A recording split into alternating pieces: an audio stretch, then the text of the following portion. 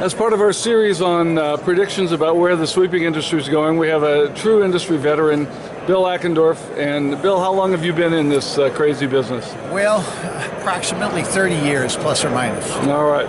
So you're either a year or two more than me or less, because this is 31 for me. So where do you think we're headed with the industry?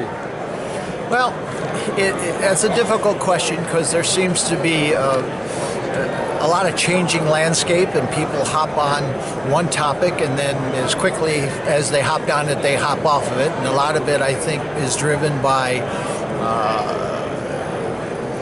governmental institutions that are offering money. A good example would have been the alternative fuel rage that everybody was getting involved with, only then to back away when all the subsidies for the alternative fuel purchases were dried up and gone Suddenly away. Wasn't as important as it was before. Yeah, exactly. So, there was a time when the industry thought that leasing was going to be a major force, and all the equipment companies produced collateral and to hand out to their dealers, customers, and whatnot, so that they could capture lease business. And then that never materialized, at least not long term. We still see leasing, but we don't see it to any great extent like one would have originally thought. Yeah. So at this stage of the game, we see certain environmental situations which drive hot buttons for certain people. They're certainly regionalized. You see a lot more of that on the West Coast than you do on the East Coast. However, you get up into the New England area, Vermont, New Hampshire, Maine area, there's a significant amount of interest paid to the environmental side to our business, which is basically what sweeping is if you really get down to the rudimentary level. But as far as what's currently in vogue, I'm not sure I'm seeing any one thing that's rising to the surface right now and is something that each sweeping company is pursuing in an attempt to capture more business with a certain a flair or feature that they're offering. So it's probably just another wait-and-see scenario where we see what the latest trend is going to be and see if we can react to it and supply a piece of equipment that's going to lend itself. So. All right. That's very good. Thank you very much.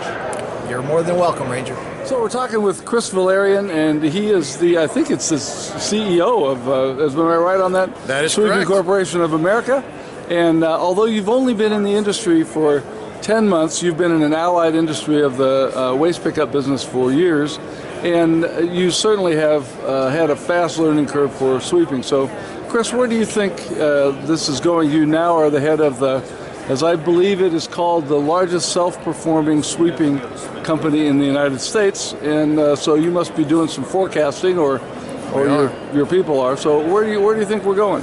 Well, I think we're going to continue to face headwinds from challenges, particularly around labor. As we look at the marketplace in growing our own organizations, one of the things that I think is most challenging is not only attracting quality labor, meaning drivers, but also retaining them as other industries heat up. We've lost guys to the oil and gas industry that pay some higher wages. So we're really focused, and as we're looking forward at ways that we can meet what we think our biggest challenge is finding a quality labor pool, training them, but most importantly, retaining them. Because they really provide the service for our customers. So we're focused on being field-driven and meeting their needs. Let me ask you a question that you aren't prepped for here, but I know that you can handle it. We're now looking at an infrastructure bill. Nobody knows what that's going to be. They're talking about public-private partnerships, which may change the mix between municipalities and contractors in some way, and put more milling, out there, work out there, and so forth. How do you see that if we have an infrastructure bill? Well, I think that's obviously a positive.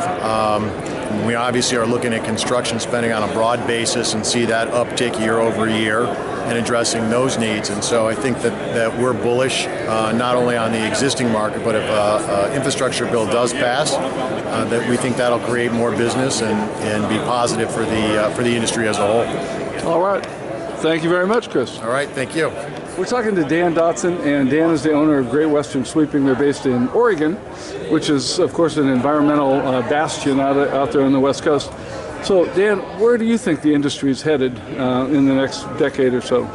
Well, I think firstly, it's going towards mid-sized sweepers. I think the full-size sweepers that we've traditionally run have gotten too big. The wheelbase is too long. They won't hit the radiuses properly.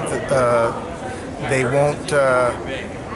They're difficult to sweep in trees and around trees and in cul-de-sacs. Access to areas with these mid-sized sweepers is much more comfortable for the operator. They're safer. You can get under a lot of trees that you can't get with the bigger sweepers. But I think the industry is going to go away. The big sweepers, the wheelbases have gotten too long. The hoppers and the equipment's gotten too tall, too large. And you also have the issue with the CDLs. Fuel is generally about half the fuel consumption. Price of sweeper, of course. And you have the 435s and the A4000s that both are very good sweepers, and maintenance-wise, cost-wise, it's just considerably less. Your production during normal sweeping may be the same, a little bit less than a full-size sweeper, but the cost of running that mid-size sweeper is very favorable over the long haul.